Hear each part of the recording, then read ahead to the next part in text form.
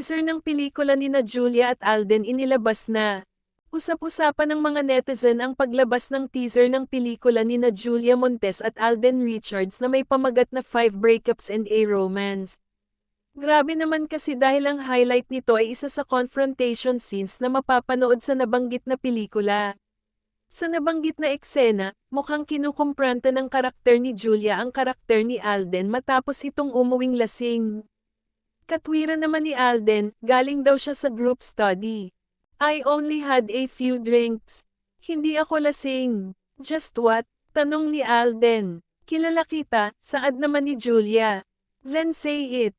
Having just F-sacked that woman. Sambulat ulit ni Julia. Wala pang exact date ang showing nito subalit mukhang sa 2023 ito area sa mga sinehan.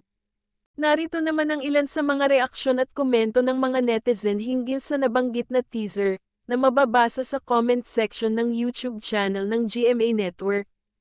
Ang intense ng confrontation scene na to. Grabe yung emosyon in 1-minute scene. Nakaka-excite lalo, grabe kayo Alden and Julia. Napakagaling nilang dalawa, can't wait to watch it, ang intense agad-agad. Wow, nakakadala naman yung emotion ni Julia, ha ha ha. Napakagaling nilang dalawa, grabe ang intense superb acting sa dalawang to, isa ito sa mga people-ahan talaga sa sinehan, teaser pa lang alam mo nang maganda ang story at ang gagaling ng dalawang lead actors.